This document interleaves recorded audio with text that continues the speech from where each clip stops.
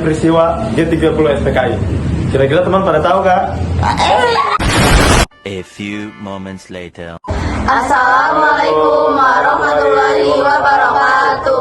Kami dari kelompok 3, kami akan membahas mengenai G30 SPKI dengan saya yang bernama Dina Puspita. Saya Dinda Karina Aulia. Saya Salma Aziza. Saya Abdul Rafa. Saya Muhammad Jaki Arif. Saya Syifa Malih Husna. Saya Marane Sinoptik Kaifah. Tolong disimak ya. PKI itu singkatan dari Partai Komunis Indonesia, merupakan partai yang telah didirikan sebelum proklamasi, tepatnya pada tahun 1914, tetapi sempat dibukukan oleh pemerintah Hindia Belanda karena terjadi pemberontakan pada tahun 1926. Adanya penggolakan ini disebabkan oleh tujuan ideologis PKI untuk menjadikan Indonesia sebagai negara komunis. Peristiwa ini terjadi di awal masa kepemimpinan presiden pertama kita. Siapa sih yang nggak tahu ya kan? Ya, beliau adalah Yaya Soekarno. Orang yang sangat karismatik dalam bermimpi. Ia mampu mendapatkan banyak dukungan dari masyarakat untuk mempertahankan negaranya. Namun di satu sisi, beliau sangat khawatir dengan militer Indonesia. Karena di saat itu militer Indonesia memiliki kedudukan yang kuat di dalam bidang politik. Hal ini yang membuat Soekarno khawatir karena dapat berkurangnya pengaruh Soekarno. Hal itu yang membuat Soekarno butuh faksi baru yang pastinya lebih kuat untuk menyeimbangkan militer Indonesia. Dan jawaban dari aktor tersebut adalah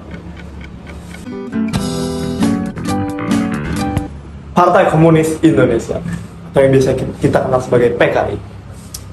Ya, PKI mungkin hanya partai biasa yang tidak sekuat militer, tidak mempunyai senjata, dan lain-lain.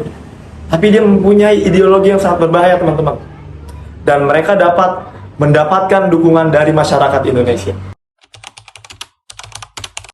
Halo teman-teman, sebelum lanjut ke kejadiannya, aku ingin menambahkan sedikit informasi.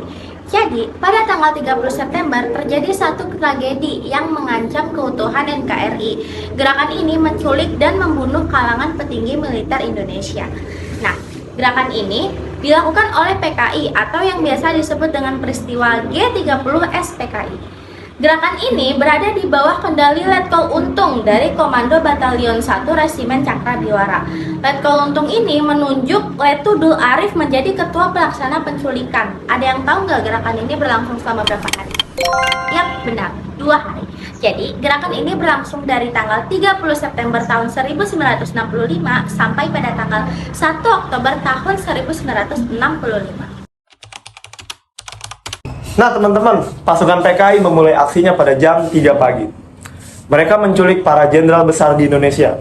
Beberapa nama seperti Lejen Ahmad Yani, Majen Supratno, Majen Haryono, Majen Suparman, Brigjen Dipanjaitan, Brigjen Sutayo, dan satu perwira yang bernama Pierre Tendean. Mereka diculik dan dibunuh dan mayatnya dibuang di lubang buaya. Tapi ada satu orang, yaitu Nasution, yang selamat dari kejaran PKI. Tapi naasnya, sang anak harus meninggal dan juga penjaganya. Dengan dikuasainya RRI dan telekomunikasi pada 20.00 waktu Indonesia Barat, Soeharto mengumumkan telah terjadinya perebutan kekuasaan oleh pasukan 30 SPKI. Pada 2 Oktober 1965, operasi berkelanjutan ke kawasan Halim Perdana Kusuma. Di sana, tempat pasukan G30 SPKI mengundurkan diri dari kawasan Monas. Pada tanggal yang sama, ada petunjuk dari korban dan yang saksi mata kejadian pemberontakan PKI, yaitu polisi Sukitman, yang berhasil lolos dari penculikan PKI. Pasukan pemerintahan menemukan lokasi jenazah di perwira di lubang sumur tua yang disebut lubang buaya. Jadi gini teman-teman, para perwira yang telah gugur itu saat ini kita kenal dengan sebutan pahlawan revolusi. Nah, jadi itu guys video pembahasan dari kita. Semoga bermanfaat. Jangan lupa like, Komen. Share and subscribe. Dadah!